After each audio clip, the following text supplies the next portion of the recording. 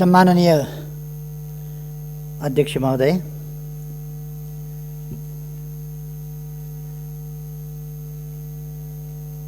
सबभन्दा पहिले त हामीले लामो सङ्घर्ष गरेर ल्याएको प्रणाली, हामीले लामो सङ्घर्ष गरेर ल्याएको संविधानले व्यवस्था गरे अनुसार यसपटक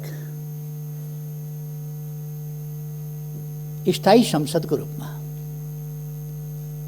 गरिमामय राष्ट्रिय सभाको व्यवस्था भएको छ र यसपटक राष्ट्रिय सभाको विशेष महत्त्व पनि देखिएको छ। यस गरिमामय सभाका सबै माननीय ज्यूहरूमा म हार्दिक शुभकामना भन्न चाहन्छु। सबभन्दा पहिले सम्माननीय अध्यक्ष महोदय, यति बेला देश एउटा अलिकति नयाँ मोडबाट, नयाँ परिघटना, नयाँ परिदृश्यबाट अगाडि बढिरहेको छ, बढ्न खोजिरहेको छ।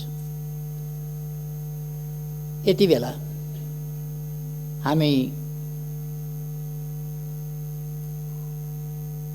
समयभन्दा अलिकति अगावै प्रतिनिधि सभाको नयाँ निर्वाचनका लागि नयाँ जनादेश माग्न जनताका बीचमा जाने तयारी गरिरहेका छौँ। प्रतिनिधि सभा विघटन भएको छ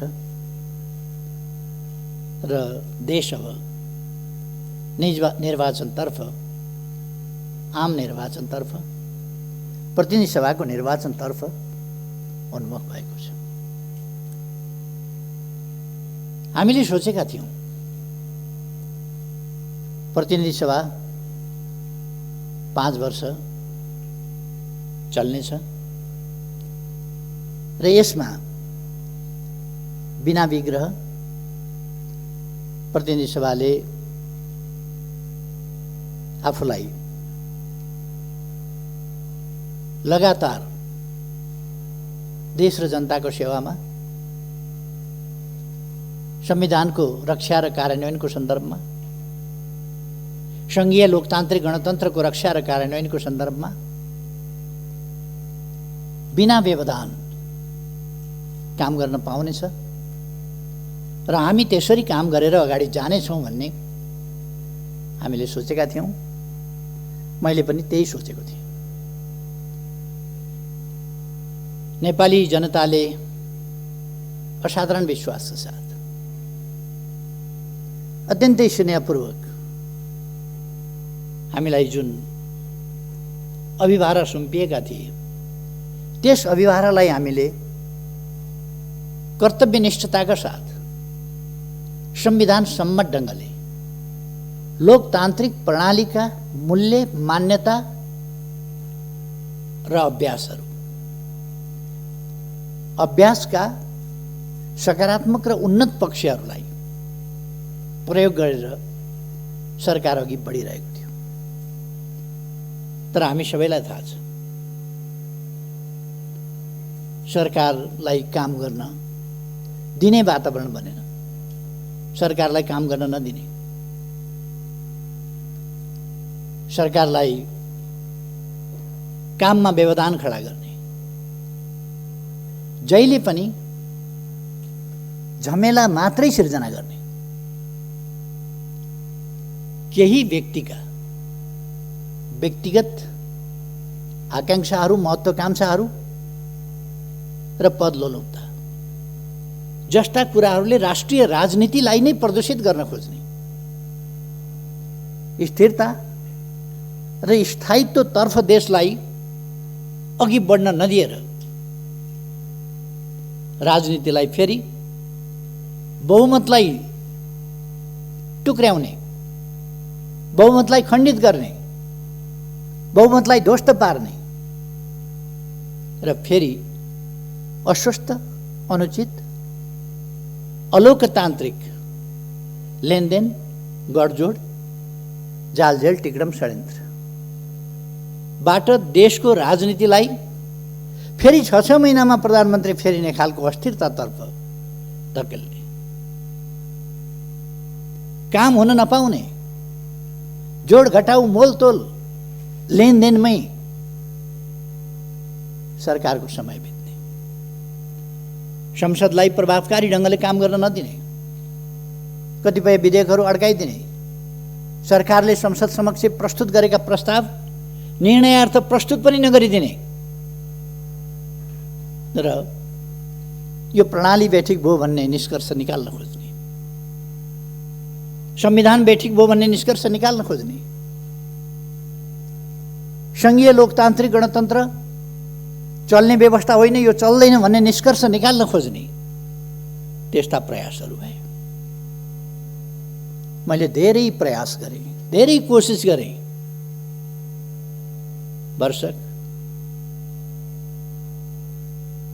5 वर्ष सरकार टिकोस्। स्थिरता र स्थायित्वभन्दा साधारणतया जनताले जे बुझ्छ, जनताको इच्छा थियो 5 वर्ष सरकार टिकोस्।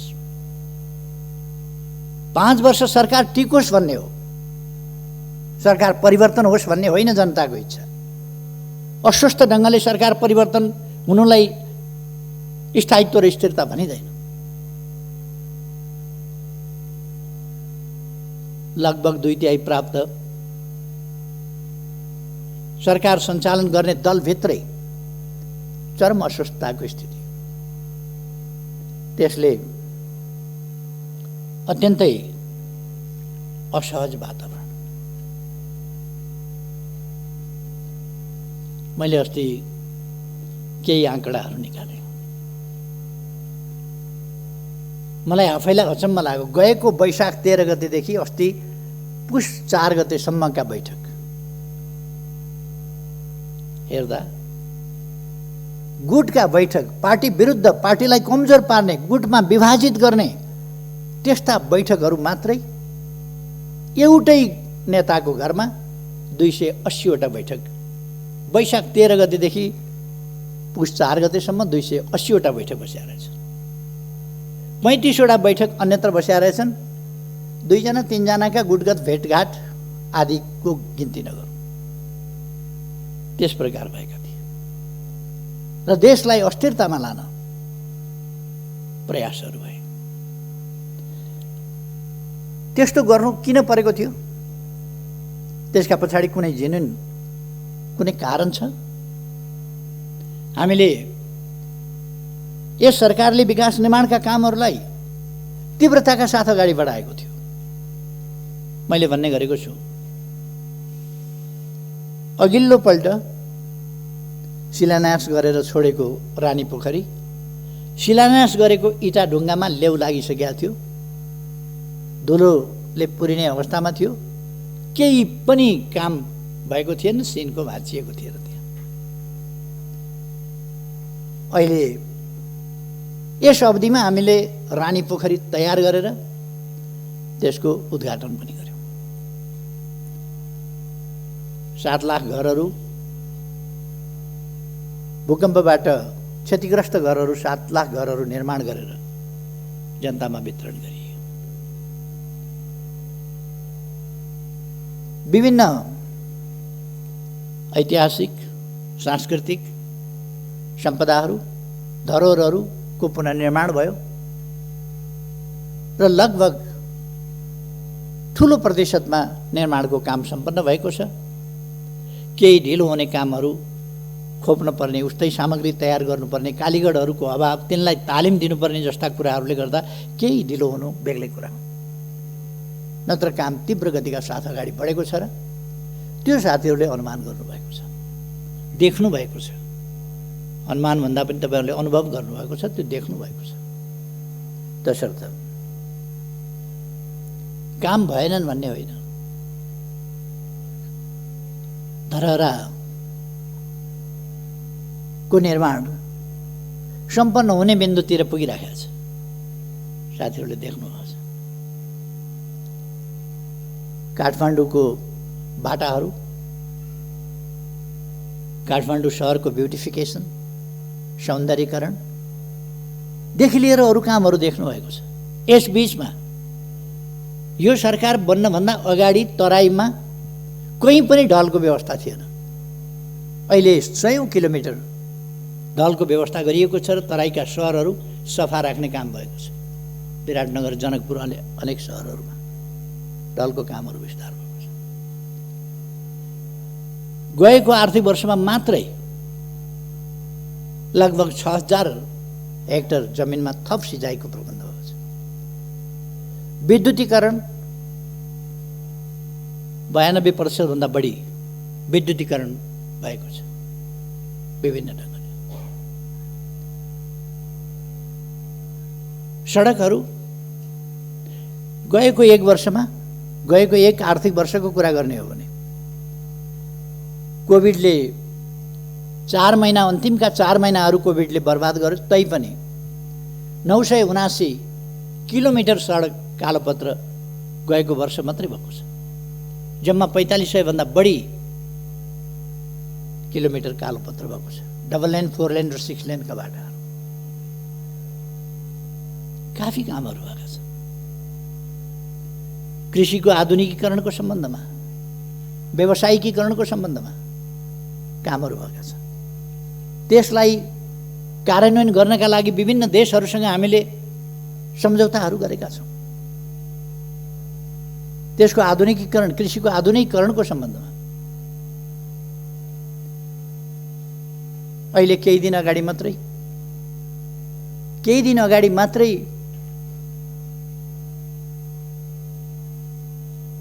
ऊर्जा सचिवको नेतृत्वमा भारत गएको टिमबाट महाकाली नदीबाट गएको शारदा नहरबाट चाँदनी दोधारामा 10 क्युमेक्स पानी सिँचाइका लागि दिने जुन हामीले उहिले सहमति सम्झौता गरेका थियौँ, एकीकृत महाकाली सन्धिमा पारेर त्यसको अब कार्यान्वयन हुनका लागि 6 महिनाभित्र डिपिआर तयार गर्ने र 6 महिनाभित्र हेडवर्क सुरु गरेर अनि नहर सुरु गरेर चाँदनी दोधाराको सिँचाइ गर्ने भनेका छौँ। त्यहाँ हामीले चाँदनी दोधारामै सुखा बन्दरगाहको व्यवस्था गरेका छौँ। सुदूरपश्चिममा हामीले दैजीमा औद्योगिक क्षेत्र, बाँकीको कोलपुरभन्दा माथि 9 बस्तामा औद्योगिक क्षेत्र, यस्ता थुप्रै औद्योगिक क्षेत्रहरू हरेक प्रदेशमा औद्योगिक क्षेत्रहरूको विस्तार र निर्माण त्यो गरिएको छ। यी कुरा सबैलाई थाहा छ। शिक्षाको क्षेत्रमा, स्वास्थ्यका क्षेत्रमा कति प्रगति भएको छ भन्ने कुरा सबै साथीहरूलाई थाहा छ। अहिले भर्ना दर कति पुगेको छ यो पनि साथीहरूलाई थाहा छ। अहिले ड्रप आउट, विद्यालयबाट बाहिरिनेको सङ्ख्या कसरी घटेको छ त्यो पनि थाहा छ। छात्रा र छात्राहरूको अनुपात बराबरीको स्थितिमा पुगेको छ। यो साधारण सामाजिक जागरणको क्षेत्रमा, उत्थानको क्षेत्रमा, जेन्डर इक्वालिटीको सन्दर्भमा वा सामाजिक न्यायको सन्दर्भमा, सामाजिक समानताको सन्दर्भमा यो सानो उपलब्धि होइन। पिछडिएका क्षेत्रहरू, पिछडिएका जाति समुदायका बालबालिकाहरूको पढाइ, यसमा के परिवर्तन आएको छ र त्यस सम्बन्धमा सरकारले के गरेको छ भन्ने कुरा सबैलाई थाहा छ। देख्न सबैले देखेको छ, देखेर पनि नदेखे चाहिँ गर्नु वा देखियो भने छोप्न सकिएन भने देखिन्छ भनेर अर्कोतिर मुन्टो फर्काएर हिँड्नु बेग्लै कुरा हो, अनि केही पनि गरेन भन्नु बेग्लै कुरा हो। तर कामहरू भएका छन्, असाधारण ढङ्गले काम भएको छ, ऐतिहासिक ढङ्गले काम भएको छ, द्रुततर गतिमा काम भएको छ। यसरी काम नेपालमा यसभन्दा अगाडि कहिले पनि भएको थिएन। तथ्यहरूले बताउँछ, आँकडाहरूले बताउँछ, त्यसरी काम भएको छ। मैले अघि भने चाँदनी दोधाराको सिँचाइ त्यसको हामीले बन्दोबस्त गरेका छौँ। अरू पञ्चेश्वर परियोजना कार्यान्वयनका लागि आम रूपमा सहमति भएको छ। अब एउटा मात्रै मुद्दामा छलफल भइरहेको छ, त्यो लोअर शारदा। लोअर शारदामा अगाडिदेखि भारतले बाँध बाँधेर महाकाली नदीलाई तल पुगेपछि शारदा भनिन्छ, त्यहाँबाट कर्णाली नदीलाई तल पुगेपछि घागरा भनिन्छ, त्यहाँबाट घागराबाट पनि पानी लगेको छ र शारदाबाट पनि पानी लगेको छ, अथवा महाकाली र कर्णाली दुवै नदीबाट पानी लाने गरेको छ त्यसमा। र त्यसलाई उसले अग्राधिकार आफ्नो हुनुपर्छ। हामीले पहिले तल्लो तटीय राष्ट्रको पहिलेको प्रयोगलाई मान्यता दिने त्यो हक हामीले पाउनुपर्छ भनेर भारतले भनिरहेको छ र हामी त्यसको असर के पर्छ भन्ने कुराहरूको छलफल गरिरहेका छौँ। यो एउटा छलफलको विषय चलिरहेको छ। अरू विषयहरू लगभग मूल विषयहरू टुङ्गिएका छन्। तसर्थ हामी विभिन्न ढङ्गले अगाडि बढेका छौँ। कतिपय मानिसहरूले मलाई सोध्ने गर्छन्, तपाईँ प्रधानमन्त्री भएपछि भारतसँगको सम्बन्धमा व्यापक छलफल किन हुन्छ, बेसरी बहस किन हुन्छ, तपाईँ प्रधानमन्त्री भएपछि नै किन हुन्छ? म प्रधानमन्त्री भएपछि नै किन हुन्छ भने म भारतसँग साँचो अर्थमा मित्रता गर्न चाहन्छु, मित्रता बढाउन चाहन्छु, मित्रतालाई सही अर्थमा गहिराइमा पुर्याउन चाहन्छु, व्यापक बनाउन चाहन्छु, उचाइमा लान चाहन्छु, नयाँ उचाइमा पुर्याउन चाहन्छु। त्यो असमानताका आधारमा हुँदैन, सोभरेन इक्वालिटीका आधारमा नै दुई देशका बीचको सम्बन्ध सुदृढ हुने हो, वास्तवमा मनदेखिको मित्रता हुने हो। हाम्रो भूभाग हामीले प्राप्त नगरेर हडपिएको छ भने, भूभाग हडपिएको छ भन्ने थाहा छ, बोल्न नसक्ने, अनि सम्बन्ध राम्रै छ भन्ने, भित्रभित्र मन कुड्याउने, बाहिर बाहिर सम्बन्ध राम्रै छ भन्ने, त्यस्तो होइन। जहाँनेरि समस्या छ, सीमा सम्बन्धी समस्या छ भने त्यो मित्र राष्ट्रसँग हामीले खुलस्त छलफल गर्नुपर्छ, कुरा गर्नुपर्छ, हाम्रा समस्याहरू राख्नुपर्छ, हाम्रा अडानहरू राख्नुपर्छ, हाम्रा न्यायोचित तर्कहरू, हाम्रा भनाइहरू हामीले प्रस्तुत गर्नुपर्छ र त्यो न्यायोचित भनाइ हामीले पुरा गराउने प्रयास गर्नुपर्छ। त्यसकारण छलफल हुन्छ। 1928 देखि शारदा क्यानलबाट, शारदा नहरबाट उत्तराखण्ड र उत्तर प्रदेशको सिँचाइका लागि पानी गइराखेको छ। 1928 देखि अब 92 वर्षबाट 93 वर्षबाट हाम्रो खेतको सिरानबाट हाम्रो आधा हक भएको खोलाबाट पानी लगिएको छ। हाम्रो भूमि बाँझै छ। त्यो भूमिमा सिँचाइ हुनुपर्छ भनेर बोल्न नसक्ने, अनि त्यो भूमिमा सिँचाइ हुनुपर्छ भनेर वार्ता गर्दा तपाईँकै पालामा बहस किन हुन्छ? बढी बोलेर सम्बन्ध बिगार्यो भन्ने, अनि मुख ढालेर बस्ने, हाम्रो खेत बाँझो हुने, हाम्रो पानी हाम्रो खेतको सिरानबाट जाँदा हामीले हाम्रा खेतमा पानी चाहियो भन्न नसक्ने, अनि सुमधुर सम्बन्धका लागि चुप लागेर बस्नुपर्छ भन्ने, खेत बाँझै राख्ने, मौका मिले राष्ट्रवादका ठुला गफ पनि गर्ने, यो खालका कुराहरू अन्त्य गर्नका लागि हामीले मित्रतापूर्ण ढङ्गले कुराहरू अगाडि बढाएका छौँ र सफलता पनि प्राप्त गरेका छौँ। केही मानिसहरूलाई लागेको थियो हाम्रो भूभाग सामेल गरेर दोधारा चाँदनी, के अरे लिम्पियाधुरा, लिपुलेख र कालापानी हाम्रा भूभाग सामेल गरेर नक्सा प्रकाशन गरेपछि अब सम्बन्धहरू बिग्रिन्छन्, बिग्रिए भनेर बिग्रिँदैन। हामीले अर्काको भूमि क्लेम गर्यौँ भने, अर्काको भूमिमा दाबी गर्यौँ भने सम्बन्ध बिग्रिन्छ। हाम्रो भूमिमा, सही भूमिमा दाबी गर्यौँ भने, सुगौली सन्धिबाट हामीले प्राप्त गरेको त्योभन्दा उताको त हामीले छोड्नु पर्यो।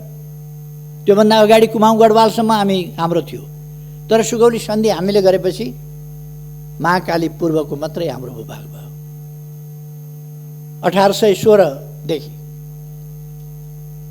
त्यही पनि त्यसपछि 146 वर्षसम्म हामीले त्यसलाई भोगचलन गरिरहेका थियौँ। 146 वर्षसम्म भोगचलन गरेका थियौँ। तर गत 58 वर्षदेखि हाम्रो भूभाग भारत र चीनको लडाईँका बेला भारतीय फौज कालापानीमा आएर बसेपछि नेपालका शासकहरूले बोल्न सकेनन्। लिपुलेख र लेम्पियाधुरा त्यसको पारिपट्टि पर्यो, कालापानीमा फौज छ। त्यसो भएर हामीले सुगौली सन्धिभन्दा पछि 146 वर्षसम्म हामीले उपभोग गरेको हाम्रो भूभाग हाम्रो नक्साबाट पनि गायब गरिएको थियो। त्यसकारण हामीले हाम्रो नक्सामा सामेल गर्यौं, संविधानमा राख्यौं र अब तत्सम्बन्धमा मित्रतापूर्ण ढङ्गले प्रमाण तथ्यका आधारमा छलफल हुँदैछ र हामी त्यो भूभाग कायम गरेर छोड्छौं। हाम्रो स्वामित्वमा, हाम्रो अधीनमा, नक्सामा मात्रै होइन, व्यवहारमा हाम्रो भूमि हामी कायम गरेर छोड्छौं। कतिलाई त्यसले छटपटी भयो, नक्सा छापियो, भूभाग सामेल गरेर आफ्नो वास्तविक भूमि सामेल गरेर नक्सा छापियो। त्यो नक्सा छापिएपछि संविधान संशोधन भयो। हाम्रो निशान छापमा त्यसलाई सामेल गरियो, संविधानको अङ्ग बनाइयो। यी सबै कुराले कतिपयलाई छटपटी हो।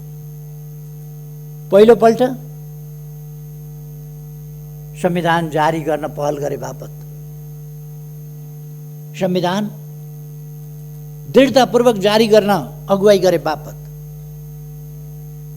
त्यस बापत लगाइएको नाकाबन्दीको दृढतापूर्वक सामना गरे बापत, एउटा देश बेष्टित नेपाललाई अर्कोतिरबाट पनि यातायात र पारवहनको सन्धि गरेर भूपरिवेष्टित होइन, भूजडित देशको रूपमा परिवर्तन गरेपछि, माथि उठाएपछि, उत्तरी सिमानाका पनि थुप्रै नाकाहरू खोलेर हाम्रो उत्तरी क्षेत्रको जनजीवनलाई सहज सरल बनाउने अभियान सुरु गरेपछि, यस्ता थुप्रै कामहरू भएपछि हामीले रेल, पानी जहाज, जलमार्ग आदि समेतको उपभोग गर्ने भएपछि, संसद भवन पनि बनाउँछु भनेपछि, मन्त्री क्वार्टर पनि पुरानो भयो त्यसलाई पनि व्यवस्थित गर्छु भनेपछि, सांसद क्वार्टरहरू पनि बनाउँछु भनेपछि, सभा हलहरू पनि काठमाडौँमा बनाउँछु भनेपछि, लुम्बिनीमा बेग्लै परिवर्तन ल्याउँछु भनेपछि, लुम्बिनीमा 5000 अट्ने ध्यान केन्द्र र सभा हल निर्माण गर्छु भनेपछि, लुम्बिनीको उराट लाग्दो सिसौ गारीलाई एउटा बगैँचाको रूपमा परिणत गर्छु, बुद्ध भूमिको रूपमा भनेपछि, लुम्बिनीको एयरपोर्ट शीघ्र तयार गरेर त्यसलाई एउटा बुद्ध मार्गीहरूको, बुद्ध धर्मावलम्बीहरूको र अरूको समेत पर्यटकहरूको एउटा महत्त्वपूर्ण आगमन स्थलको रूपमा विकास गरेपछि, राजमार्गबाट सदरमुकाम र सीमासम्म 6 लेनका बाटाहरू, कहीँ 4 लेनका बाटाहरू निर्माण गर्ने भनेपछि, शहरीकरणको अभियानलाई तीव्र गतिका साथ अगाडि बढाएपछि, जनताका सुविधाका निम्ति अनेक कामहरू गरेपछि, आत्तिएर त्यस बेला पनि त्यो सही गठबन्धन तोडेर अर्कातिर हाम फाल्ने काम भएको थियो र त्यो सरकार ढाल्न पर्ने कारण कसैले बताओस्। त्यो सरकार ढाल्न पर्ने उचित कारण के थियो? कारण सही नसक्नु भएको विकास निर्माणले गर्दा, देशले छलाङ मारेकोले गर्दा भन्दा क्रमभङ्ग त भएको थियो नि, छलाङ त मारेको थियो नि, तर त्यसले महाविपत्तितिर देशलाई लगेको थिएन। त्यसकारण आपद पर्यो र त्यो सरकार ढालिएको थियो। यसपल्ट पनि विकास निर्माणका कामहरू तीव्रताका साथ हुँदैछन्। तातो पानी बाटो बन्दैछ, केरुङतिर अब टनेल बाटो पनि जाने, टनेल मार्गको पनि सर्वे भइरहेको छ। टनेल मार्गबाट पनि हामी केरुङ जान्छौँ र 1 घण्टाभित्र अब चिनिया बोर्डरमा जान्छौँ। कुनै पनि समयमा आवागमन अवरुद्ध नहुने किमाथाङ्काको बाटो हामी तयार गर्दैछौँ। ओलाङचुङ घोलाको बाटो हामी तयार गर्दैछौँ। महाकाली करिडरको बाटो हामी तयारी गर्दैछौँ। महाकालीको पुल तपाईँहरूले हेर्नुभएको होला, निर्माण भइसक्न लागेको छ, आधाभन्दा बढी निर्माण भइसकेको छ। स्ल्याबहरू हाल्ने सबै अलिकति केही कामहरू बाँकी छ, त्यो पनि तयार हुन लागेको छ। झोलुङ्गे पुलले विस्थापित गर्ने तुइनहरूलाई टायरबाट तर्न पर्ने दुःखद स्थितिको अन्त्य गर्ने, तुइनबाट तर्न पर्ने महाकालीको स्थितिलाई अन्त्य गर्नका लागि त्यहाँ पुलहरू बनेका छन्। अनि छटपटी हो, के भनेर आलोचना गर्ने होला,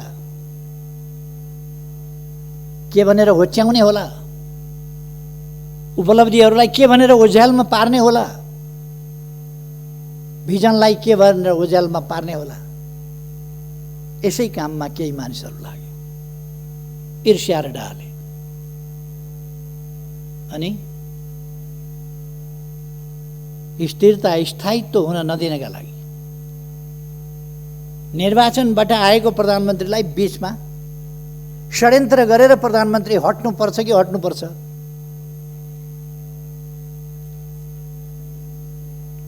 म धेरै केही नभनौँ, मैले नै दिएका अवसरहरूको दुरुपयोग गरेर उही सिंह बनाइदियो, सिंहले आफैलाई झम्टिने स्थिति, त्यो सिर्जना गर्ने त्यस प्रकारको अवस्था बन्यो।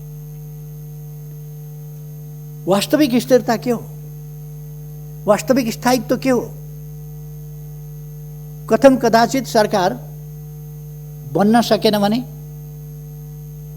संविधानले स्थिरता 5 वर्षमा चुनाव गर्नेलाई मात्रै भनेको छैन। संविधानले सरकार बन्न सकेन भने तत्काल चुनावमा जाने व्यवस्था गरेको छ संविधानको धारा 76 को साथले। तत्काल चुनावमा जाने व्यवस्था गरेको छ। सरकार बनेन भने, बहुमत कसैको आएन भने, 2 वा 2 भन्दा बढी दलहरू मिलेर सरकार बनेन भने, अनि प्रमुख पार्टीले सरकार बनाउन सकेन वा विश्वासको मत प्राप्त गर्न सकेन भने, अथवा कुनै व्यक्तिले भरपर्दो ढङ्गले आधार लिएर गएर राष्ट्रपति कहाँबाट प्रधानमन्त्रीत्व लिएर आयो भने पनि 1 महिनामा विश्वासको मत प्राप्त गर्न सकेन भने उसले, प्रधानमन्त्रीले अल्पमतको मात्रै होइन, अल्पमतकोले पनि, एउटा इन्डिभिजुअल प्रधानमन्त्रीले पनि, पार्टी बिनाको पनि हुन सक्छ, एउटा व्यक्ति सांसदले, दलको नेताले होइन, व्यक्ति सांसदले पनि यदि विश्वासको मत प्राप्त गर्न सकेन भने उसको सिफारिसमा राष्ट्रपतिद्वारा संसद विघटन हुन्छ र नयाँ प्रतिनिधि सभा निर्वाचनका लागि मिति तोकिन्छ, नयाँ मिति तोकिन्छ संविधानको धारा 76 को साथ। त्यसकारण चुनाव हुनु अस्थिरता होइन, अस्थिरता संविधान कार्यान्वयन सही ढङ्गले हुनु नहुनु हो। संवैधानिक बाटोबाट जाँदाखेरि अस्थिरता बनिँदैन। अस्थिरता त्यति बेला हुन्छ बाह्य शक्तिको इशारामा, बाह्य शक्तिको स्वार्थमा, जब देशका शक्तिहरू गोटी बन्न थाल्छन् र राष्ट्रिय राजनीतिलाई अस्थिरतातर्फ धकेल्न थाल्छन्, अस्वस्थतातर्फ धकेल्न थाल्छन्, विकास निर्माणका काममा व्यवधान पुर्याउन थाल्छन् र निर्वाचित प्रधानमन्त्रीलाई काम गर्न नदिने, अप्ठ्यारो पार्ने स्थितिमा जान थाल्छन् र त्यस्तो स्थितिमा निरीह हुनुपर्ने स्थिति आउँछ परिवर्तन उनीहरूले गर्न सक्छन्। हो त्यस्तो स्थिति स्थायित्वको स्थिति होइन, स्थिरताको स्थिति होइन। अहिले स्थिरताको स्थिति हो, कसैले पनि प्रधानमन्त्री हटाउन सकेन, चाहेर पनि हटाउन सकेन। यो स्थिरताको स्थिति हो, स्थायित्वको स्थिति हो। कसैले चाहेर पनि फेरबदल गर्न सकेन। यो स्थिरता र स्थायित्वको स्थिति हो। कतिको भनाइ हुन सक्छ केपी ओलीले सडकको अध्यक्ष फलानालाई छोडिदिएको भएदेखि भइहाल्थ्यो भनेर। किन छोडिदिने त्यो थाहा छैन। किन छोड्ने, कसलाई छोड्ने? यो दान हो र कमण्डलु थाप्ने बित्तिकै लौ भन्न दिने? यो मोहर सिक्का हो प्रधानमन्त्रीको जिम्मेवारी भनेको। यो जनताले सुम्पिएको अभिभारा हो, जो जुनसुकैलाई, जस्तोसुकैलाई, जुनसुकै विधिबाट सुम्पन सकिँदैन। त्यसकारण मैले बडो भारी मनका साथ 5 वर्ष राम्रै चलाउन पाएको भए हुन्थ्यो, तर अस्वस्थ गतिविधिका साथ कोही अध्यक्ष छोड बनाएको छ, कोही के बनाएको छ, प्रायोजित अनेक लगानीका सञ्चार माध्यमहरू प्रयोग गरेका छ। केही त्यस्तै खालका बुद्धिजीवीहरूको एउटा झुन्डलाई प्रयोग गरेका छ र देशमा अस्थिरता फिजाउने प्रयास, साझा प्रयास ती भइरहेको छ।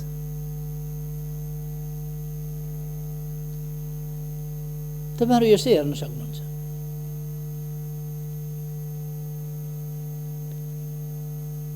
सञ्चार माध्यमहरूमा हेर्न सक्नुहुन्छ। विशाल सभाहरूको फोटो उसले छाप्दैन।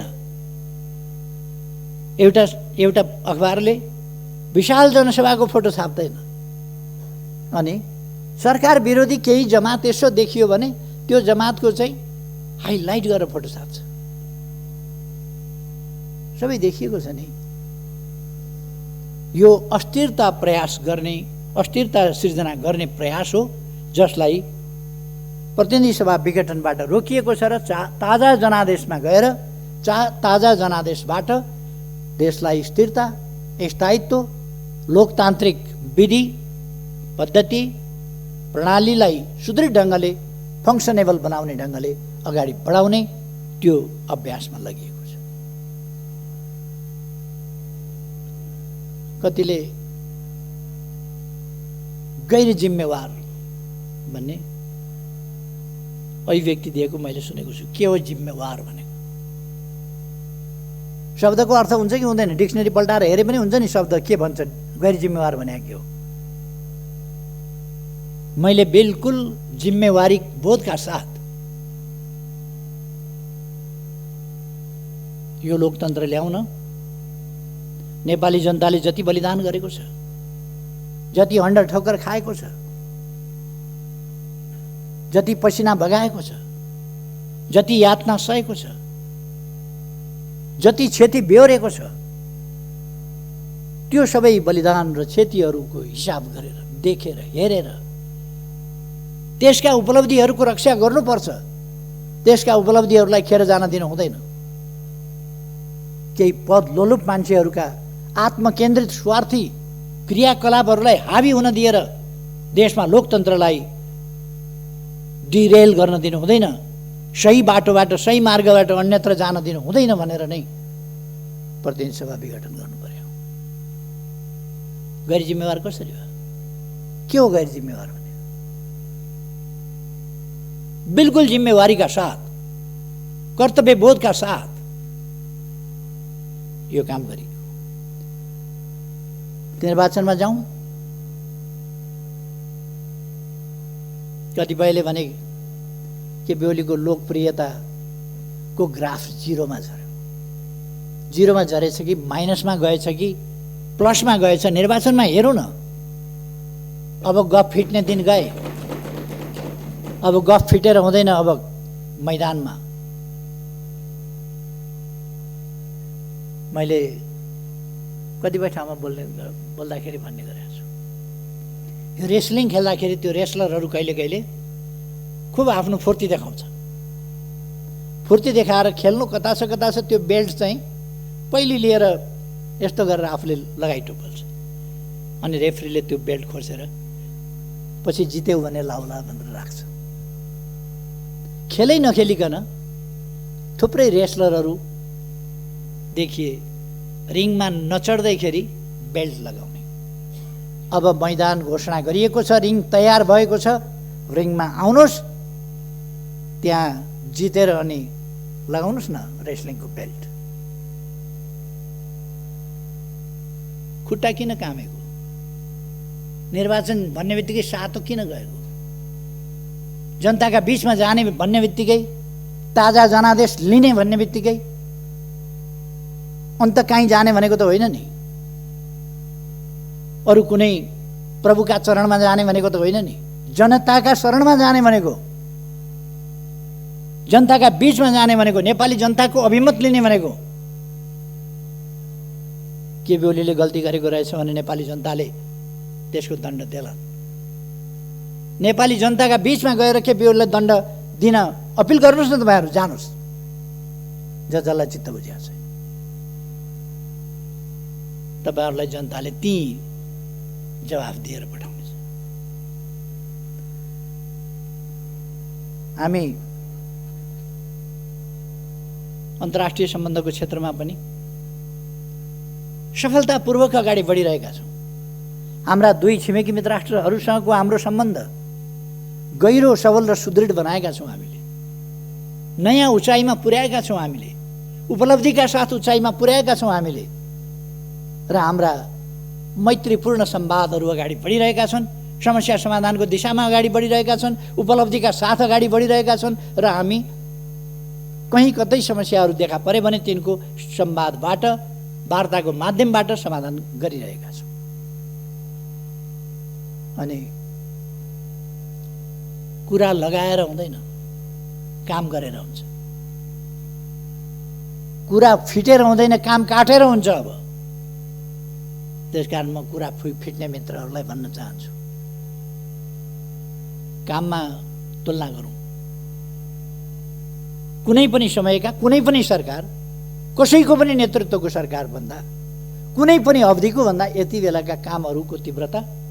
अहिले कोभिड-19 छ, फेरि पनि हामीले कोभिड-19लाई अहिले पनि हामी सोशल डिस्टेन्स मेन्टेन गरेर बसिरहेका छौँ। कोभिड-19लाई हामीले जनतामा जागरण फैलाएर, चेतना फैलाएर, सामाजिक दूरी कायम गर्न आग्रह गरेर, हात धुन अनिवार्य, हात धुन आह्वान गरेर, मास्क लगाउन आग्रह गरेर र विभिन्न जडीबुटी जन्य कुराहरूको प्रयोग गर्न, तातो पानीले घाँटी नाक मुख सफा गर्न सिकाएर कोभिडको सामना गरिरहेका छौँ। र कोभिड एकपल्ट वात्तै बढेको देखिए पनि फेरि कोभिड कम हुँदै गएको छ। हामी अब भ्याक्सिन ल्याउने तयारीमा छौँ, छिटै भ्याक्सिन ल्याउँछौँ र भ्याक्सिन ल्याइसकेपछि कोभिडको ठुलो समस्या रहँदैन। कोभिडको समस्या हामी समाधान गर्छौँ। मैले कोभिड सुरु हुने बित्तिकै भने सबभन्दा महत्त्वपूर्ण यस सरकारलाई नेपाली जनताको ज्यान छ। नेपाली जनताको जीवन सबभन्दा महत्त्वपूर्ण कुरा हो। सबभन्दा महत्त्वपूर्ण जीवन सुरक्षा पहिलो कुरा हो, पहिलो कर्तव्य हो सरकारको। हामी त्यसै गरी काम गर्छौँ। र हामीले त्यस मूल मन्त्रलाई नै ध्यानमा राखेर जनताको जीवन रक्षा, निःशुल्क स्वास्थ्य उपचार, भविष्यका लागि हामीले के गरेका छौँ त्यो साथीहरूले देख्नुभएको छ, सुन्नुभएको छ, थाहा पाउनुभएको छ। एकै दिन हामीले 396 अस्पतालहरू शिलान्यास गर्ने कार्यक्रम राखेका थियौँ। तर विभिन्न कारणले अर्को दिन गर्नु पर्यो, केही ठाउँहरूमा तयारी नपुगेर 309 स्थानमा एकै दिन 309 स्थानमा हामीले शिलान्यास गऱ्यौँ अस्पतालहरू। नेपालको इतिहासमा यस्तो रेकर्ड खोज्नुहुन्छ एक दिनमा होइन, वर्ष दिनमा 309 अस्पताल शिलान्यास भएको कुनै वर्ष देखाउनुहुन्छ? तर अहिलेको सरकार एकै दिनमा 309 अस्पताल शिलान्यास गर्छ। एक वर्षमा कसैले गरेको थियो? अनि यी कुराहरू त गर्न भएन। अनि जनताले नबुझ्ने, जनताका सरकार नभएका, विधि पद्धति के बुझ्ने जनताले? पद्धति न पद्धति लाउन हुन्छ न पद्धति खाना हुन्छ। बिचरा जनतालाई सुनाइदिएको छ विधि पद्धति। रोजगारीका कुरा गरौँ, गरिबी हटाउने कुरा गरौँ, खानाका कुरा गरौँ, वस्त्रका कुरा गरौँ, आवासका कुरा गरौँ, छोराछोरी पढाउने कुरा गरौँ, बिरामी हुँदा उपचार गराउने कुरा गरौँ, जनताका अधिकारका कुरा गरौँ, समानताका कुरा गरौँ, हिमाल पहाड तराई सबै क्षेत्रको उत्थानका कुरा गरौँ, पूर्व पश्चिम मेची महाकाली सबै ठाउँको उत्थानका कुरा गरौँ, सबै जातिका सबै भाषा बोल्ने, सबै आस्था विश्वासका जनता, सबै पेशा व्यवसायका जनताको उत्थानको कुरा गरौँ।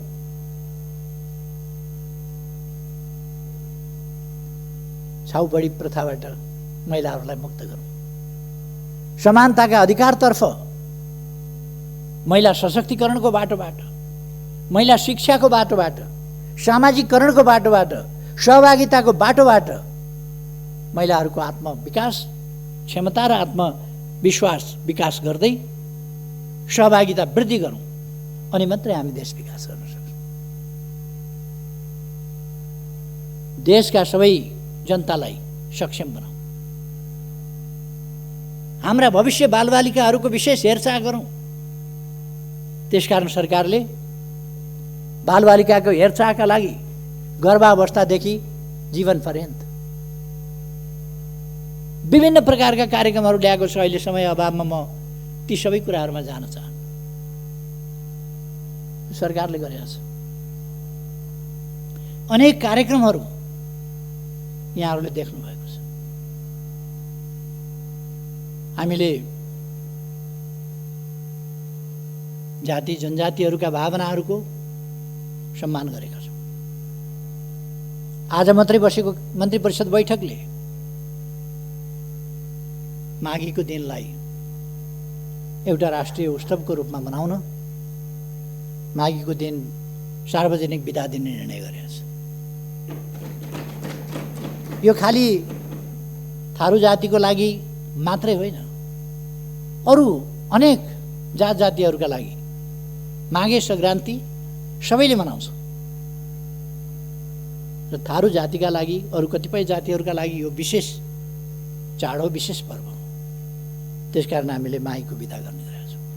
अथवा जनताको भावनाप्रति, जनताका समस्याप्रति, जनताको आस्थाप्रति यो सरकार अत्यन्तै संवेदनशील छ, सजग छ र त्यसमा क्रियाशील पनि छ। तसर्थ म आग्रह गर्न चाहन्छु, कुनै भ्रममा पर्नुपर्ने जरुरी छैन। केही आरोपहरू मान्छेहरूले उछालेका छन्, यो विघटन असंवैधानिक छ भनेर, संविधान विपरीत छ भनेर। त्यस्ता मान्छेहरूलाई म संविधान राम्ररी पढ्न सुझाव दिन चाहन्छु। कमसेकम संविधान पढ्नुहोस् अनि संविधान सम्मत छ कि छैन भन्ने बहसमा उत्रिनुहोस्। संविधान सम्मत छ कि छैन भन्ने कुरा आग्रहपूर्ण ढङ्गले सम्मानित सर्वोच्च अदालतलाई दबाव दिने ढङ्गले, स्वतन्त्र ढङ्गले न्याय निरूपण गर्न बाधा पुर्याउने हिसाबले काम भइरहेका छ। कुनै अधिवक्ता प्रधान न्यायाधीशलाई वर्तमान र भविष्य सम्झिएर फैसला गर्नुहोस्, यो भनेको धम्की होइन। वर्तमान र भविष्य सम्झिएर फैसला गर्नुहोस् प्रधान न्यायाधीशलाई भन्ने एउटा वकिलले। अराजकताको पनि हद हुन्छ। केही वर्ष न्यायालयमा जागिर खाने बित्तिकै अहिले पनि आफै न्यायालयमा छु भने जस्तो गरेर केही पूर्व न्यायमूर्तिहरू कस्तो न्याय दिनुभएछ उहाँहरूले आफ्ना समयमा भन्ने मलाई अचम्म लाग्छ। कस्तो न्याय दिनुभयो होला। सडकमा ओर्लिएर न्यायालयलाई, स्वतन्त्र न्यायालयलाई उहाँहरू ललकारिरहनु भएको छ। यस्तो हुन्छ, यस्तो हुँदैन। के सर्वोच्च अदालतमा वकालत नपढिकन पुग्नुभएको छ मान्छे? बिना अनुभव पुग्नुभएको छ मान्छे? के त्यो पत्रकार सम्मेलन गर्ने र वक्तव्यबाजी गर्नेहरूले मात्रै कानुन पढाएको छ, अरूले पढाएको छैन? उहाँहरूले दबाब दिने मनसायले काम गर्नुभएको छ। राजनीतिक पक्षधारताको हिसाबले काम गर्नुभएको छ। स्वतन्त्र देखिने, नागरिक समाज भनिने, बुद्धिजीवी भनिने, अनि पक्षधर्ताका साथ आफ्नो हैसियतको दुरुपयोग गरेर न्यायालयलाई दबाबमा पार्न खोज्ने। म भन्न चाहन्छु, न्यायालयले दबाबमा पर्न हुँदैन। सरकार र मैले नेतृत्व गरेको पार्टी नेकपा,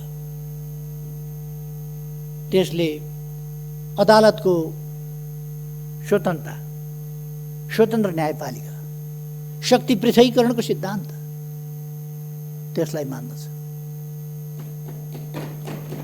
त्यसलाई कदर गर्छ, सम्मान गर्छ। अहिलेको संविधानले संवैधानिक विषयहरूमा संवैधानिक इजलास गठन गरेर त्यसबाट फैसला हुने भनेको छ। अब त्यसबाट गर्न पाइँदैन भनेर एक थरी कहाँ कानुन पढेछन् तिनीहरूले? संवैधानिक इजलासको व्यवस्था संविधानको व्यवस्था हो कि होइन? अनि बकवास गरेर हिँड्ने। वास्तवमा यी तरिकाहरू उपयुक्त होइनन्। म सबैलाई आग्रह गर्न चाहन्छु, लोकतन्त्रमा शक्ति पृथकीकरण भन्ने एउटा सिद्धान्त हुन्छ। व्यवस्थापिका, कार्यपालिका, न्यायपालिका। न्याय गर्ने कुरामा वकालतनामा गरेका वकिलहरूले, वकालतनामा भरेका वकिलहरूले बहस गर्नु, अदालतले मागेका, अदालतका सहयोगीको रूपमा मागेका एमिकस क्युरीले बहस गर्नु, सरकारी वकिलले बहस गर्नु, स्वतन्त्र अधिवक्ताहरूले बहस गर्नु एउटा कुरा हुन्छ। न्याय गर्ने कुरामा त्योभन्दा पृथक ढङ्गले अदालतलाई दबाब दिने खालका गरेका वकिलहरूले, वकालतनामा भरेका वकिलहरूले अझ अदालतले सडकबाट फैसला गर्ने, अदालतका सहयोगीको रूपमा मागेका प्रतिनिधि सभा विघटन भयो, मुद्दा हाल्न जाने, सरकारी विघटन भएको छैन, हामी प्रतिनिधि सभा बस्छौँ स्वतन्त्र पनि भन्दै गर्ने, अधिवक्ताहरूले बहस सडकमा जान्छौँ पनि भन्दै गर्ने, अदालत जान्छौँ पनि भन्दै गर्ने कुरामा त्योभन्दा पृथक ढङ्गले अदालतलाई दबाब। किन यस्तो परिस्थिति आयो होला? यो अवस्था किन आयो होला? म अझ अदालतले सडकबाट फैसला गर्ने, यस गरिमामय सदनलाई जानकारी गराउनु चाहन्छु। प्रतिनिधि सभा विघटन भयो, मुद्दा हाल्न जाने, सरकारी विघटन भएको छैन, हामी प्रतिनिधि सभा बस्छौँ, यो अवस्था पनि भन्दै गर्ने, अधिवक्ताहरूले बहस सडकमा जान्छौँ अहिले पनि हामी देख्न सक्छौँ, अदालत जान्छौँ पनि भन्दै गर्ने। यद्यपि यो एउटा पार्टी विशेषको, रुलिङ पार्टी विशेषको आन्तरिक मामला हो, तर यो अवस्था सामान्य कुरा होइन। एउटा रुलिङ पार्टीभित्रको, बहुमत प्राप्त पार्टीभित्रको समस्या। गरिमामय सदनलाई जानकारी गराउनु। चुनाव घोषणा गरेपछि त चुनावको सामना गर्नका लागि सिङ्गै पार्टी एकजुट भएर जानुपर्ने होइन र? एकजुट भएर जानुपर्ने नि। सिङ्गै पार्टी एकजुट भएर जानुपर्ने। चुनाव घोषणा गरे बापत झन् फुट्छ, झन् फाटोतिर जान्छ, अनेक प्रकारका विसङ्गत असङ्गत वक्तव्यबाजी गरेर जान्छ। रुलिङ पार्टीभित्रको बहुमत। मैले केन्द्रीय कमिटीको बैठक बोलाएँ। केन्द्रीय कमिटीको बैठकमा केही साथीहरू अनुपस्थित भए। चुनावको सामना कहाँ गए साथीहरू भनेर हेर्दै थिएँ। माइती घर मण्डलमा हामी एकजुट भएर जानुपर्ने, सिङ्गै पार्टी एकजुट भएर जानुपर्ने। केन्द्रीय कमिटीको बैठकमा नजाने हामी यहाँ छौँ भनेर माइती घर मण्डलमा भन्छ, झन् फाटोतिर जान्छ। अनेक प्रकारका विसङ्गत केन्द्रीय कमिटीको बैठकमा किन नजाने जान्छ? अर्को दिन हेरेको मैले केन्द्रीय कमिटी पार्टीको नाम, पार्टीको चुनाव चिन्ह सूर्य, पार्टीको झन्डा, लोगो, छाप अरूलाई नदिनु होला, हामी हौँ भनेर कार्की ब्याङ्केटबाट पत्र पठाइएछ निर्वाचन। केन्द्रीय कमिटीको बैठकमा नजाने हामी यहाँ छौँ भनेर। म नेकपाको कुरा गर्दैछु, नेकपाको, कार्की ब्याङ्केटको होइन, जसको प्रथम अध्यक्ष म। अर्को दिन हेरेको मैले केन्द्रीय कमिटी पार्टीको नाम अनि पार्टीको चुनाव चिन्ह सूर्य। केही मान्छेहरूले कार्की ब्याङ्केटबाट मलाई निष्कासन गरे, अरूलाई नदिनु होला हामी हौँ भनेर कार्की ब्याङ्केटबाट पत्र पठाए। तपाईँहरूको संयमलाई म धन्यवाद भन्छु। तपाईँहरू कोही पनि त्यो कुरा सुनेर नेकपाको कुरा गर्दैछु, नेकपाको कार्की ब्याङ्केटको होइन, यसको प्रथम अध्यक्ष म। माइतीघर मण्डलाबाट कार्की ब्याङ्केटबाट प्रथम अध्यक्षलाई केही मान्छेहरूले कार्की ब्याङ्केटबाट पार्टीको बैठकमा नआएर त्यहाँबाट उछिटिएर कतातिर गएर निष्कासन गर्यौँ भन्ने कुरा जति हास्यास्पद के हुन्छ। तपाईँहरूको संयमलाई म धन्यवाद भन्छु। तपाईँहरू कोही पनि त्यो कुरा हामीसँग बहुमत छ वरिपरि तमासा हेर्न आएका मान्छेहरूलाई यसो हेर्नुभयो होला, केन्द्रीय कमिटी भन्दा धेर देख्नुभयो होला, हामीसँग बहुमत छ भन्नु। बहुमत केलाई भनिन्छ? 5 जनाको कमिटी छ भने 3 जनाले निर्णय गर्न सक्छन्, तर कमिटीको बैठकमा निष्कासन बाहिरै अन्तै निर्णय हुँदैन। हामी 3 जना त हो नि, 3 जनाले गरेपछि भइहाल्छ भनेर यही अभ्यास पार्टीभित्र चलाउन खोजियो। 5 जना भेला हुने अगेनाका डिलमा, 5 जना भेला हुने विवान्ता, 5 जना भेला हुने अर्को केन्द्रीय कमिटी भन्दा धेर देख्नुभयो होला, हामीसँग बहुमत छ। अर्याल होटल बहुमत केलाई 5 जना भेला हुने कुमलटार, कोटेश्वर कहाँ निर्णय गर्न सक्छन्, तर त्यहाँबाट भन्ने हामीले यो बाहिरै अन्तै निर्णय हुँदैन। 5 जना भेला हुँदैमा निर्णय हुँदैन, बैठकमा आएर 5 जनाले यही अभ्यास निर्णय गर्दा निर्णय हुन्छ। 5 जना भेला हुने अन्तै बहुमत हुने होइन। बैठकमा आउनुस्, बैठकमा प्रमाणित गर्नुस्। बैठकमा प्रमाणित गरेको भए अर्याल होटल 5 जना भेला हुने बैठकमा आएर छलफल गरेर प्रमाणित गरेको भए त्यहाँबाट भन्ने हामीले यो बाहिरै अन्तै निर्णय हुँदैन। 5 जना यो राजनीतिमा निर्णय हुँदैन, बैठकमा आएर 5 जनाले त्यसकारण यो अहिले फेरि अर्को पत्र उहाँहरूले पठाउनु पर्ने निर्वाचन आयोगमा। बैठकमा आउनुस्, अरू केही पनि भएको छैन। हामीले चिन्ह चिन्हको केही दाबी गरेका छैन। अस्ति अरूलाई नदिनुस् हाम्रै हो भनेर भन्नुभएको थियो, पत्र पठाउनु भएको थियो। अहिले अस्ति फेरि पत्र पठाउनु बैठकमा आएर हामीले केपी ओलीलाई पार्टीबाट निकाल्यौँ, अरू केही पनि भएको छैन है, जस्ता तस्तै छ। हामीले चिन्ह चिन्ह केही मागेका छैन। यो राजनीतिमा निर्णय हुँदैन, बैठकमा कति बेरको कुरा के हो, कति बेरको कुरा के हो, एकछिनपछि एउटा एकछिनपछि अर्को। अहिले फेरि अर्को पत्र संसद विघटन भइसकेपछि 3:30 बजे अविश्वास दर्ता गर्न रन्थनिएका केही मान्छेहरू आइपुगे। अविश्वास प्रस्ताव दर्ता गर्न 3:30 पत्र पठाउनु भएको थियो। अहिले संसद विघटन भइसक्यो, कहाँको अविश्वास ल्याएको भनेर सचिवालयले भनेपछि अरू केही पनि भएको छैन है, जस्ता तस्तै छ। हामीले चिन्ह चिन्ह केही भन्न पनि लाज मर्दो। हाम्रो सभामुखले घुँडामा राखेर एकछिनपछि एउटा एकछिनपछि 10:40 मै म कहाँ ल्याएका थिए यो निवेदन। संसद विघटन भइसकेपछि 3:30 बजे अविश्वास दर्ता गर्न रन्थनिएका केही मान्छे संसदीय प्रणालीले अविश्वास प्रस्ताव प्रणालीकै हुर्मत लिने खालको यो लज्जाबोध हुने कुरा भइसक्यो। कहाँको अविश्वास एउटा स्पिकर सचिवालयले भनेपछि दुःखका साथ भन्नुपर्छ। यस्तो झुटो प्रमाणीकरण गर्नुहुन्छ भन्न पनि लाज पर्छ। हाम्रो सभामुखले घुँडामा आइन्दा यस्ता गल्तीहरूबाट जोगिनुपर्छ। 10:40 मै यस्ता गल्ती सच्याउनुपर्छ। यस्तो गल्तीहरू सचिवालयले प्रणालीले यस कुरालाई स्पष्ट पार्नका निम्ति सचिवालयमा 3:30 बजे मात्रै यो प्रस्ताव ल्याइएको हो भनेर वक्तव्य जारी गर्नुपर्छ। यस्तो झुटो प्रमाणीकरण लज्जाको कुरो होइन। कुनै पनि संसदीय प्रणालीमा यस्तो खालको जोगिनुपर्छ। जाल जेलमा लोकतन्त्र हुने होइन, फस्टाउने होइन, टिक्ने होइन। लोकतन्त्र भनेको जाल जेलको प्रणाली होइन। यस कुरालाई स्पष्ट पार्न धोकाको प्रणाली होइन। लोकतन्त्र भनेको पारदर्शिता स्वच्छताको प्रणाली हो भनेर वक्तव्य जारी गर्नुपर्छ। यस्तो झुटो प्रमाणीकरण लज्जाको कुरो होइन। अब कुनै पनि संसदीय प्रणालीमा यस्तो संसद पुनर्स्थापना हुन्छ कि भन्ने जाल जेलमा लोकतन्त्र हुने होइन, फस्टाउने होइन, टिक्ने 64% लगभग लोकतन्त्र भनेको जाल जेलको प्रतिनिधित्व गर्ने सर्वसम्मत दलको नेता प्रधानमन्त्रीको हैसियतमा मैले यदि यही प्रतिनिधि सभा यसै गरी सञ्चालन गरिरहने हो भने यो सरकारले काम गर्ने वातावरण पनि नपाउने भयो र गतिसाथ देशको हितमा, जनताको हितमा विकास निर्माणका कामहरू अगाडि बढाउने काममा पनि गति लिन सक्ने सर्वसम्मत।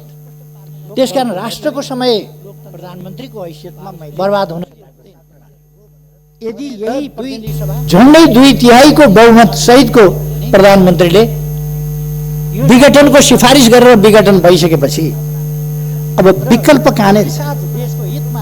64% मसँग छ, त्यसको सर्वसम्मत दलको नेता म हुँ। जतिपल्ट घुमाए पनि जतिपल्ट घुमे पनि त्यही 36% बाँकी रहन्छ होइन र 36% 51% कहिले हुन्छ र बहुमत सहितको अनि विकल्प छ यथार्थ विघटन भइसकेपछि अब मनगणन्ती विकल्पले हुँदैन यथार्थ विकल्प संसदको बनावटको विकल्प संसदको बनावट त्यसको सर्वसम्मत दलको नेता म हो परिषदको सर्वसम्मत दलको नेता म हो र जति हैसियतमा प्रधानमन्त्री हो र मैले पनि त्यही 36% चलाउन सकिने र विघटन गर्ने 36% पछि अर्को विकल्प छ 51% कहिले हुन्छ र अब विघटन भइसकेपछि छ हामी मिलेर चलाउँथ्यौं भनेर अनेक थरी तत्त्वहरू निस्किनु अब मनगणन्ती विकल्पले यहाँ त बहुमत प्राप्त दलले नै अरु अप्सन छैनन् त्यसभन्दा पछिका संविधानको धारा 76 को 1 अनुसारको यो सरकार हो मैले पनि त्यही 36 को अप्सन आउँदै आएन 1 ले सरकार बनायो 2 अप्सन आएन 3 आएन 4 आएन 5 आएन अब 7 ले अनेक थरी तत्त्वहरू निस्किनु सरकार रहने अवस्था चल्ने अवस्था नरहँदा प्रधानमन्त्रीको सिफारिसमा राष्ट्रपतिले प्रतिनिधि सभा विघटन गरी संविधानको धारा 76 को 1 अनुसारको यो प्रतिनिधि सभाको नयाँ निर्वाचनका लागि 2 को घोषणा आउँदै आएन त्यस अनुसार नै भएको छ संविधान सम्मत कसरी भएन 3 आएन 4 आएन पुनर्स्थापना कसरी हुन्छ पुनर्स्थापना केका लागि हुन्छ कुन विकल्पका लागि हुन्छ के देशमा अस्थिरता ल्याउनका लागि हर्स ट्रेडिङको राजनीति फेरि सुरु गर्नका लागि 6 महिनामा सरकार परिवर्तन गर्ने तमासा गर्नका लागि पुनर्स्थापना हुन्छ पुनर्स्थापनाको निर्वाचनका लागि पुनर्स्थापना कुनै हालतमा पनि हुन सक्दैन त्यो संविधानले संविधान सम्मत कसरी भएन 3 आएन 4 आएन पुनर्स्थापना केही मानिसहरूले संविधानमा विघटन गर्ने लेखेका छैन कुन विकल्पका लागि विघटन गर्ने किन लेखेका छैन धारा 76 को हर्स ट्रेडिङको राजनीति उपधारा 7 सुरु गर्नका लागि प्रधानमन्त्रीको सिफारिसमा राष्ट्रपतिले प्रतिनिधि सभा विघटन गरेर पुनर्स्थापना हुन्छ नयाँ मिति तोक्ने छ नयाँ निर्वाचनका लागि भन्ने व्यवस्था प्रधानमन्त्रीले विघटन गर्न पाउँदैन भन्ने संविधानमा कहीं लेखेको छ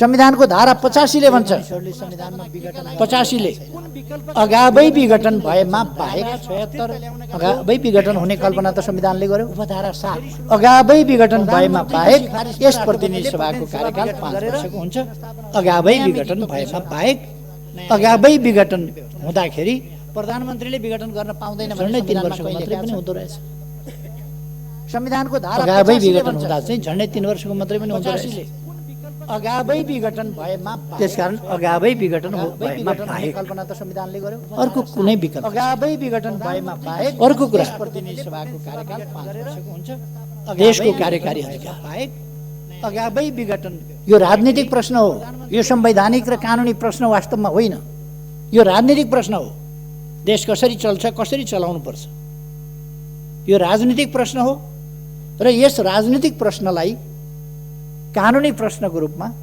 संवैधानिक प्रश्नको रूपमा अदालतले इन्टरटेन गरिरहनु भन्दा यसलाई केही भनिरहनु नपर्ने भनेर बर्खास्त गर्नुपर्छ खारिज गरिदिनुपर्छ किनभने यो पोलिटिकल डिसिजन हो यो पोलिटिकल डिसिजनले पोलिटिक्सलाई संविधान सम्मत ढङ्गले लोकतान्त्रिक प्रणालीको राजनीति अन्तर्गत अभ्यासमा अगाडि जान दिनुपर्दछ त्यसकारण यो त्यसै गरी जान्छ यो पोलिटिकल डिसिजन हो यो आवश्यकताको सिद्धान्त अनुसार हो यो प्रधानमन्त्रीले संविधानका विभिन्न ठाउँमा लेखेको छ प्रिएम्बलदेखि विभिन्न धाराहरूमा लेखिएको छ कार्यकारी अधिकार मन्त्री परिषदमा रहनेछ र त्यसको प्रतिनिधित्व प्रधानमन्त्रीले गर्छ मन्त्री परिषदको निर्णय र सिफारिस प्रधानमन्त्री मार्फत यद्यपि मन्त्री परिषदको सिफारिस चाहिन्थ्यो कि चाहिँदैन थियो तर मन्त्री परिषदको सिफारिस सहित सर्वसम्मत सिफारिस सहित केही साथीहरूले कतिको उपयुक्त हुन्छ यो विघटन उपयुक्त होला नहोला अलिकति छलफल मन्त्री परिषदमा 1-2 जना साथीहरूले उठाउनु भएको थियो मैले त्यसलाई स्पष्ट पारेपछि साथीहरू सन्तुष्ट हुनुभएको थियो र सर्वसम्मतिले विघटन भएको थियो सिफारिस भएको थियो सिफारिस भइसकेपछि र विघटन भइसकेपछि कुन नेताले कसलाई तान्यो, कसको स्वार्थ कता गाँसियो, कसको स्वार्थमा धक्का पर्यो, त्यो बेग्लै कुरा हो। त्यसर्थ यो मन्त्री परिषदको सर्वसम्मत निर्णयका आधारमा प्रधानमन्त्रीद्वारा गरिएको सिफारिसमा राष्ट्रपतिद्वारा भएको विघटन, राष्ट्रपतिको अधिकार र कर्तव्य के हो? हामीले सम्मानित राष्ट्रपति बनेका छौँ। हामीले राष्ट्रपतिमा धेरै अधिकार दिएका छैनौँ, केही अधिकार मात्र दिएका छौँ। यस संस्था वा यस निकाय वा व्यक्तिले गरेको सिफारिस भनेर तोकिएकोमा बाहेक अन्यत्र सबै काम कारबाही राष्ट्रपतिले मन्त्री परिषद र प्रधानमन्त्रीको सिफारिसमा गर्नेछ।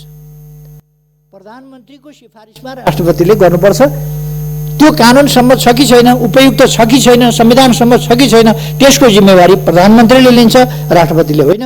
प्रधानमन्त्रीको सिफारिस राष्ट्रपतिले अनुमोदन गर्नुपर्छ। नेपालका कानुनविद, केही कानुनविदहरूमाथि दया लागेर आउँछ।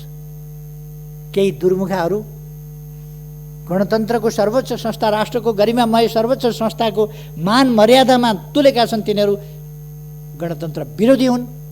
तिनीहरू जनताका छोराछोरी उच्च ठाउँमा पुगेको देख्न चाहँदैनन् अनि भन्छन् केटाकेटीमा ऊ गाई भैँसी चराउँथ्यो, केटाकेटीमा धुले स्कुलमा पढ्थ्यो, केटाकेटीमा यस्तो श्रम गरेर आएको थियो, केटाकेटीमा डेस्क बेन्च पनि नभएका स्कुलमा पढेका थियो। उनीहरूको दिमागमा के छ भने सामन्तवाद। उनीहरूको दिमागमा दरबार हाई स्कुल, त्रिचन्द्र कलेज उहिले उहिले ती मात्रै थिए नि, त्यसमा पढेको हुनुपर्ने, अथवा दार्जिलिङको सेन्ट जोसेफ पढेको हुनुपर्ने, अथवा अक्सफोर्ड र अरू विश्वविद्यालय पढेका हुनुपर्ने। घाँस दाउरा गरेर उठेको हुन नहुने, गरिबको छोराछोरी माथि उठेको हुन नहुने, गरिबको छोराछोरी सांसद हुने, माननीय, गाउँको जमिनदारले पनि माननीय भन्नुपर्ने गरिबको छोराछोरीलाई। यस्तो व्यवस्था हुन्छ भन्ने तिनका दिमागमा छ। त्यसकारण गरिबका छोराछोरी माननीय भनेको उनीहरूलाई चित्त बुझ्दैन, मन पोल्छ। गरिबका छोराछोरी सम्माननीय भनेको उनीहरूलाई पोल्छ मन। उनीहरूलाई बेलायतको हाउस अफ लर्ड्स जस्तो लर्ड्स मात्रै हुनुपर्ने विभिन्न ठाउँमा यी कमन्सहरू कसरी भए, यी घाँस दाउरा गरेर हुर्किएकाहरू कसरी भए, गाई बाछा गरेर हुर्किएकाहरू कसरी भए, खेतबारी गरेर हुर्किएकाहरू कसरी भए, खाली खुट्टा पैदल हिँडेर पढेकाहरू कसरी भए, माथिल्लो ओहदामा तिनका मन पोल्छ। ती आफै पनि त्यस्तै हुन् भने पनि तिनको सामन्तवादी चिन्तन त्यसले दिँदैन। अर्को कुरा, समाज, मानव समाज भनेको सभ्य समाज हो, चेतनशील मर्यादित समाज हो। त्यहाँ संस्थाहरूको, सम्मानित संस्थाहरूको, यसै त कसैलाई पनि अपमान गर्नु, गाली बेइज्जत गर्नु हाम्रो सभ्यताभित्र पर्दैन। अझ हाम्रो सभ्यता यत्र नार्यस्तु पूज्यन्ते रमन्ते तत्र देवतावाला सभ्यता हो। जहाँ नारीहरूको पूजा हुन्छ त्यहाँ देवताहरू रमाउँछ। हाम्रो सभ्यता अनेक विदुषीहरूको सभ्यता हो। हाम्रो सभ्यता वीराङ्गनाहरूको सभ्यता हो। हाम्रो सभ्यता मातृदेवो भव, आमा वा महिलाहरू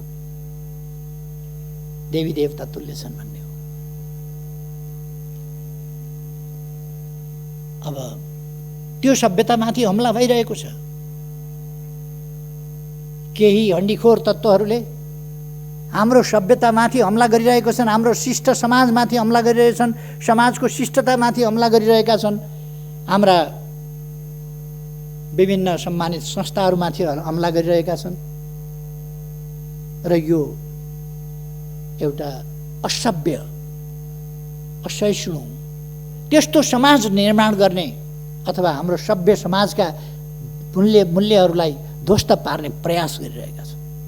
त्यस कुराबाट हामी सजग हुनुपर्दछ र हामीले जनतालाई पनि सजग गराउनु जरुरी छ।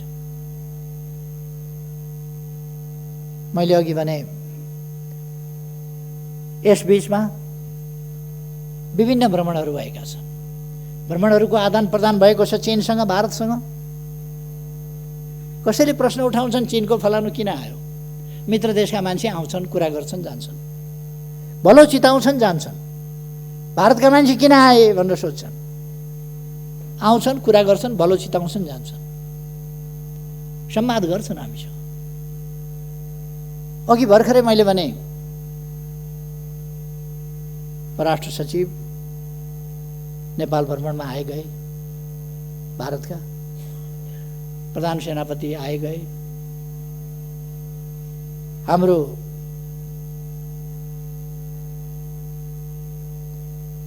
तर्फबाट पनि त्यस्तै आदान प्रदानहरू भए। भर्खरै केही दिन अगाडिको मात्रै कुरा गरेँ। अघि मैले ऊर्जा सचिवको नेतृत्वमा एउटा टिम गयो, उपलब्धिपूर्ण वार्ता भए। अब 4 दिनपछि, अझ 3 दिनपछि भने पनि भयो।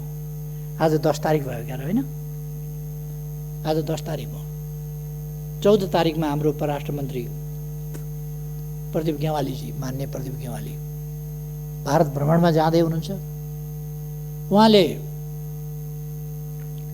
हामीले हाम्रो भूभाग समेत सामेल गरेर छापेको नक्सा अथवा नक्सामा छापिएको भूभाग समेतका विषयहरू, विभिन्न विषयहरूमा छलफल गर्नुहुनेछ र हाम्रो भारतसँगको सम्बन्धलाई अझ व्यवहारिक रूपमा सफलतापूर्वक अगाडि बढाउन योगदान गर्नुहुनेछ। हामी यसरी एउटा सफलतापूर्वक अगाडि बढिरहेको समयमा छौँ। अब निर्वाचनमा देश गइसकेका छ। म सम्माननीय अध्यक्षज्यू मार्फत सबैमा आग्रह गर्न चाहन्छु, देशवासीमा आग्रह गर्न चाहन्छु, कुनै भ्रममा, अन्योलमा, अलमलमा पर्ने आवश्यकता छैन। यो लोकतन्त्र, यो सङ्घीय लोकतान्त्रिक गणतन्त्र, यसलाई व्यवस्थित गर्ने र व्यवस्थित ढङ्गले परिचालन गर्ने संविधानलाई व्यवहारमा उतार्ने, कार्यान्वयन गर्ने हाम्रा प्रयास र अभ्यासहरू, तदनुसारका कानुनहरू र त्यसअनुसारका अभ्यासहरू, लोकतन्त्रका अभ्यासहरू अनुसार हामी अगाडि बढिरहेका छौँ। यस देशलाई हामीलाई हाम्रो राष्ट्रिय सार्वभौमसत्ता प्यारो छ, हामीलाई हाम्रो स्वाधीनता प्यारो छ, हामीलाई हाम्रो स्वतन्त्रता प्यारो छ, हामीलाई हाम्रो भौगोलिक अखण्डता प्यारो छ, हामीलाई हाम्रा राष्ट्रिय हितहरूको रक्षा गर्न अगाडि बढ्न सकेकोमा, रक्षा गरेकोमा गौरवान्वित पनि छ र हामी राष्ट्रिय स्वाभिमानलाई माथि उठाउँदै अगाडि बढाउने, देशलाई विकास गर्ने, समृद्ध नेपाल र सुखी नेपालीको राष्ट्रिय आकांक्षा पूरा गर्ने त्यस अभियानमा दृढतापूर्वक अगाडि बढेका छौँ। यो अभियान एउटा दल विशेषको मात्रै अभियान होइन, सरकारको मात्रै अभियान होइन। यो अभियान सरकार र सबै नागरिक समाज, सम्पूर्ण राजनीतिक दलहरू, सबै सङ्घ संस्था सङ्गठनहरू र सिङ्गै समाजको साझा राष्ट्रिय आकांक्षा हो समृद्ध नेपाल, सुखी नेपाल। त्यसका लागि हामीलाई लोकतन्त्रको रक्षा गर्नु छ, सुदृढीकरण गर्नु छ, कार्यान्वयन गर्नु छ व्यवहारिक रूपमा र अगाडि बढ्नु छ। त्यही दिशामा हामी अगाडि बढिरहेका छौँ। यस दिशामा अगाडि बढ्न म सबैमा हार्दिक आग्रह गर्न चाहन्छु। भ्रम फिजाउने शक्तिहरू, अल्मल्याउने शक्तिहरू, नेपाललाई बर्बाद पार्न खोज्ने शक्तिहरू क्रियाशील छन्। तिनका भ्रमबाट मुक्त रहन म सबैमा आग्रह गर्न चाहन्छु। भ्रमबाट मुक्त रहौँ र हामी दृढतापूर्वक हाम्रो देशको स्वाभिमान, स्वाधीनता र स्वाभिमानलाई व्यावहारिक रूपमा कार्यान्वयन गर्दै र माथि उठाउँदै अगाडि बढौँ। अहिले आगामी निर्वाचनले यस सम्बन्धमा एउटा नयाँ टर्निङ पोइन्ट ल्याइनेछ। दलहरूका बीचमा शुद्धिकरण सम्बन्धी यो एउटा गम्भीर झट्का हो। यसै गरेर अहिले जसरी राजनीतिक दलहरू चल्न खोजेका छन् यसरी होइन, शुद्धिकरणका साथ राजनीतिक दलहरू अब चल्नुपर्दछ। राजनीतिक दलभित्र रहेका अस्वस्थता, अवाञ्छित गतिविधि, विचारहीनता, भिजनहीनता, गन्तव्यहीनता, स्वार्थहरूको खेल, स्वार्थहरूको लडाईँ, यसैलाई राजनीति बनाउने र जनतालाई गुमराहमा पार्ने खालका यस्ता प्रयासहरूलाई किनारा गर्नुपर्छ, असफल बनाउनु पर्दछ। र शुद्धिकरणका साथ राजनीतिक दलहरू अब नयाँ जोस जाँगरका साथ नयाँ शुद्धिकरण, नयाँ सुदृढीकरण, नयाँ एकता, नयाँ गतिका साथ हामी गन्तव्यतर्फ अगाडि बढ्नुपर्छ। अहिले राष्ट्रले लिएको बाटो यही बाटो हो जो बिल्कुल सही छ। आत्मविश्वासका साथ अगाडि बढ्न म आग्रह गर्न सबैलाई चाहन्छु। र अध्यक्ष महोदय, म यहाँलाई समय दिनुभएकोमा धेरै धेरै धन्यवाद भन्न चाहन्छु र आफ्नो भनाइ टुङ्ग्याउँछु। धन्यवाद।